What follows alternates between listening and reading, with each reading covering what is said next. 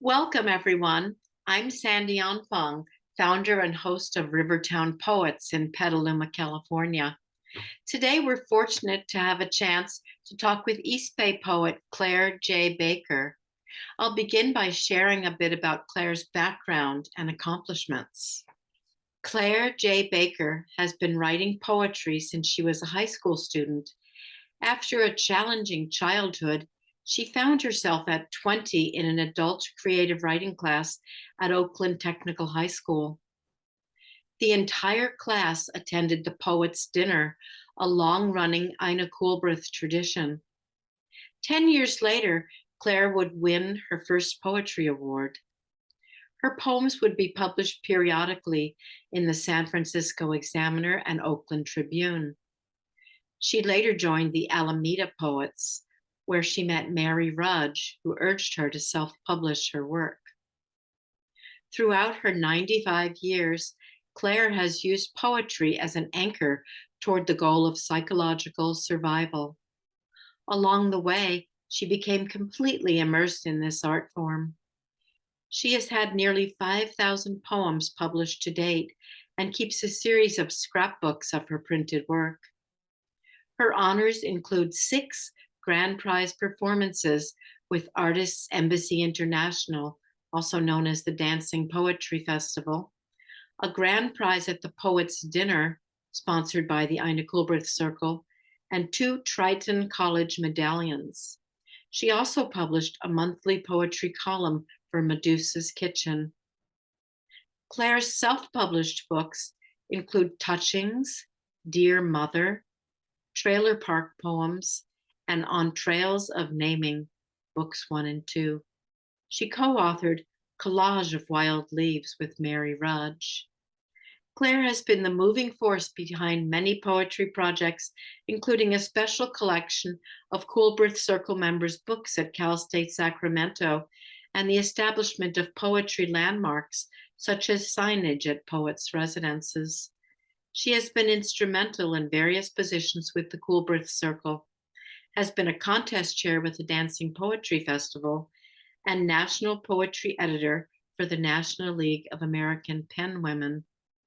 Poetry has been Claire's companion, saving grace, and intellectual challenge as she's grown from a young poet into a solid and renowned fixture in the supportive Bay Area literary community. Please welcome my guest, Claire J. Baker.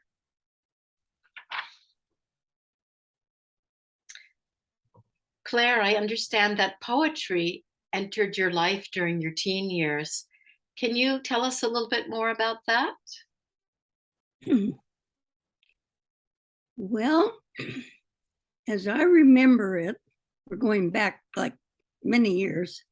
As I remember it, there was a poem I read that was written by Rosa Zagnoni Marinoni, a Southern poet. She wrote about an old woman at the door selling either needles or apples, something that hardly anyone would need. And she was old and it was cold. And I don't know, suddenly I said, if I could just do something like that, if I could reach someone, make a picture like that. I said, I want to be a poet like that. That's mostly what happened.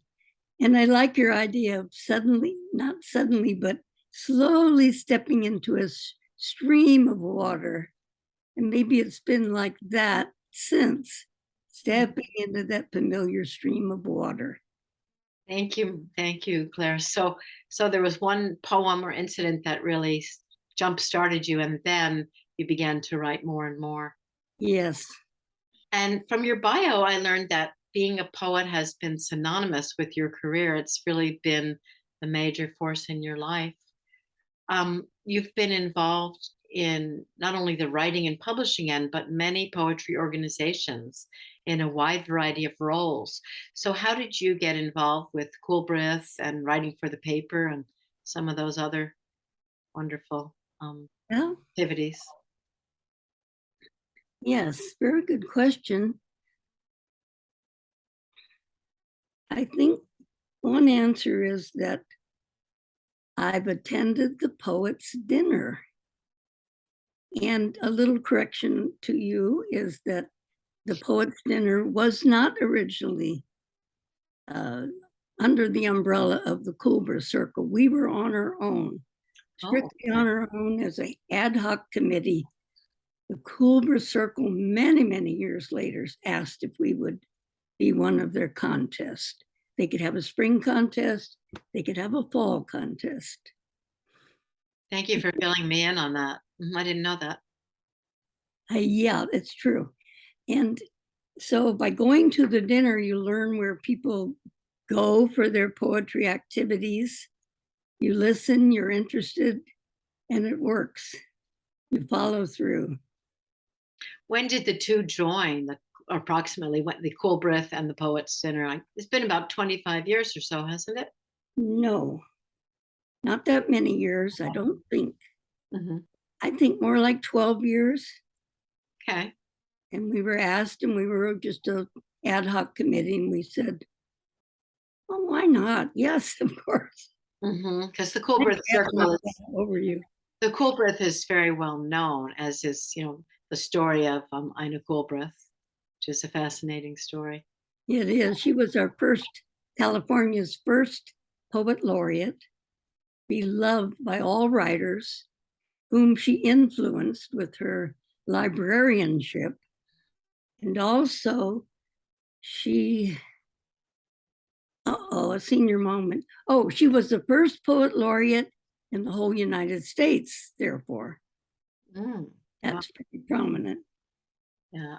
I always enjoyed the fact that she was the first librarian in San Francisco, female librarian, too, because that was my first career. Oh, really? All right. So have you had periods where you didn't write? A lot of poets have fallow periods or periods where they're just doing something else. I'm just curious, since you've had such a long writing career. Well, I've had a long writing. I've had a lot of productivity. For one reason is that I never married. I've had no children. I've been like on my own, asking myself, what makes me feel whole? What makes me want to write, and in what form? So that's why I've been productive mostly. There haven't been any fallow periods except when I'm out on the tennis courts. I was an avid tennis player, an avid hiker, climbing these little mountains with my friend John. They were little mountains. I couldn't do much more. But we did climb down into Grand Canyon and back up the next day. And that was just about finished both of us off. We were in our 50s. That's impressive. I did it in my 20s and 30s, and it wasn't easy. Tell me about it. So that leads me into another question, Claire. Hiking and writing, walking in nature and writing really go together for me. Not usually at the same time, but I will walk and then write. And it's a huge source of inspiration. Is that true for you too? Yes. And certainly true for Beethoven when he did his music. He would hear music all around him when he walked. I did write one poem on the mist trail. Try us, rock. Miniature us to sand size, yet we will rise. We will rise on wings. Oh dear, I'll think of it later. That's pretty good off the top of my head. Rock. Mankind can go higher. Let's just say we got most of it. Very nice. I was all drenched in rain trying to remember these little few lines and didn't know if they were any good or what, just had to write them in the water. That's beautiful. Yeah, it's fun when something comes like all of a piece, very crystal, a line or a couplet. That doesn't happen often for me. Sometimes just a word or phrase, and then it turns into lines. I think to each his own. Yeah. Know ourselves, what can stop us, what can get us to go continue on writing. I think it's very exciting when that happens, when fully formed lines come and you're out somewhere. Another question: how many poets produce other sorts of creative work, memoir or fiction? Have you written in any other genres? Yes, I have been, I have spent a lot of time writing one act plays. Mm, They've been on the light side. And the one light play was performed in Marin at the Fringe of Marin. And it was performed like on weekends, so it got several performances. And evidently it was very well received. I didn't go one night when I brought down the house, or I mean the words or the actors, something brought down the house. And I wasn't there that time. So I don't know. I couldn't put it before poetry, but that's I really still fun. like to play arrangements where an older woman goes to the funeral director, fund director, and makes her arrangements. Hmm. And so it's light and it was fun to write and a little scary too. How much fun. Yeah, I think the dialogue aspect is a lot of fun. And I admire when poets put dialogue in their poems. I haven't done too much of that myself. Well, that's fun. And so let's see. Ever done memoir, or are you someone who journals? You know, a lot of writers do daily journaling as well. Since you mentioned memoir, which would be like prose or poetic prose, out of a blue sky, I was asked by an editor of the West County Times, would I write letters to the editor? And I said to Dora, Dora, I'm a poet. I don't know about this. Mm. She said, well, can you give it a try? And I said, I'll give it a try. I had, I don't know, over 50 letters in the West County Times. Hmm. And I would read them over and say, I don't know how I wrote that, but I could write against Trump or just different viewpoints. That's great. Learned like I know more than I know or something. Well, I think that's an interesting point. I think I've read this, and I've experienced it too.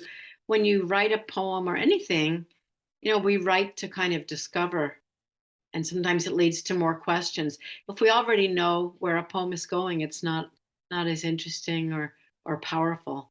It sort of leads us to a new place. I think some good poetry has lots of surprise, Hmm. not shock, invention, freshness, Hmm. surprise, delightful surprise. I would agree. Thank you very much for asking that. All right. Has Do you think there's been a thematic kind of trajectory to your work, or has it woven in and out of different territory over the years? Um, yes, that was the hardest question that I think I've heard. Hmm. Um, Or another way to ask it, maybe, are there certain themes you revisit? themes that I might revisit. Hmm. Well, I like to revisit playfulness. I do like that to do that. And that kind of works well for editors in a way, because that's something different. Most poets are sending in pretty heavy work, kind of. That's true. And of course, I'm part Native American, small part, but I'm very proud of it. Mhm. So nature, I like nature, and I like to help nature out when I can. Don't mess it up while I'm there in the parks, in the camps. Nature is a fine theme for me. Nature. I am a liberal minded person. I'm a Unitarian Universalist in Berkeley Church. I never thought I'd ever find a church, but this one is for me. I like to be expansive. I learned about expansive. I like to address current events like COVID has been for 2 years prominent in all of our lives. A dreadful coming. Hmm. Absolutely. I know we were both involved with the Benicia Literary Arts Program, the daily poems that Mary Susan Gast collected and that were printed in the paper. And you wrote many, many of them. I receive those every day in my emails. So you, I think, are the most prolific. Would you care to share a poem or two from that period, the last 2 years? Okay. That would be great. Well, yes, I could do that. Here we are. Pandemic. My pent up feelings well up unpredictably in this contagion, the first in my long life. I tried to change, grow to my potential, stay open to influence, but not foolishly so. And now I wear a mask. It half smothers and tickles my nose, even my teeth, when I smile through the phony fabric. I tried to read another's eyes where once I rightly interpreted gestures, stance, a full face. Now I can see through no one, so fantasy sends me clues. Fantasy sends me clues. And this one other that was in Benicia's column, daring closeness amid COVID-19. First, I inhale your aura, as if inhaling a prayer within our common air, over a table or a chair. Love enhances itself in the act of breathing, breathing with care. Ah, those were beautiful. Thank you, Claire. I liked the rhyme in the second one. A very natural rhyme, not a forced rhyme.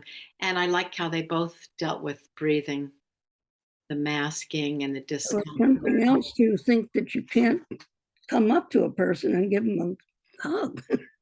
Yeah, It's all gone from us. Thank you. those really hit at the core issues of it for me too, besides the shock at the beginning when nobody knew what was happening. But you really capture that. So thanks for sharing those. My pleasure. Right. Is there something else I haven't thought to ask you? Anything else you'd like to say about your life as a poet? I noticed that you're a painter too. You have some beautiful work behind you on the wall. Yes, I picked up painting out of loneliness. I know I did a copy of Van Gogh's Starry Night on New Year's Eve. I was all alone. And in America, you feel you have to be out in the crowd with the confetti and the horns and the whole works. There I was in my kitchen with my easel, trying to copy Starry Night. And then I said I finished it, but it was after midnight. So I like to add that. You fill in your time with something productive. I like the way you described that. It almost sounded like a poem, writing about that experience. Are you working in oils or acrylics? The ones behind you on the wall? It was always oils. I didn't know anything about acrylics. I didn't know much about art. I went to an art class and the woman finally got around to me and said, well, you're a primitive and you will just do what you do. And that's just fine. I would agree. I love that figure in the middle, right behind you. Oh, yeah. I've got a few on the wall there. They're all leaned down. Yeah, they're lovely. Mother Nature with her arms out. Yeah, that's lovely. Love that one. Really Night. focal point. Yeah. All right. Well, this is great. You've I'm had enjoying it. such a rich life. And in the second half of our conversation, it's really not going to be a conversation per se. You'll just be sharing a group of your poems that you've chosen, and we look forward to that. Thank you. So, any big plans for this year, poetry wise, or anything in the works, publication wise, or 4,900 some printed poems, which are kept a log over the years. I want to reach 5,000. But do I tell Mary Gast of the of the Benicia Artists and Benicia Column newspaper? I don't know. That would be kind of manipulative, but I want to reach 5,000. well, I don't think it'd be bad to share that with her. She's a wonderful person, and she would understand. And also, I'm very delighted with, though it's still a blog, I wish that would change. I'm very happy with the Medusa's Kitchen blog. I was asked if I wanted to do a column, and I said, wow, okay. So we started out, you pick about 8 poems out. And then she does the illustrations from public domain. And it's a beautiful column. And it's still running? Oh, yes. Been running for maybe 20 years. Oh, wonderful. I'm going to make a note of that. I hadn't looked it up. Medusa's Kitchen blog. All right. All right, Claire. Well, it's been delightful talking to you and learning more about you. I've just known you tangentially from other readings, and it's great getting to know you. I'm sure our listeners will really enjoy it too. So we'll be back in just a few minutes. Can we have a little break? Yes, we'll take a little break and then we'll come back and have the reading.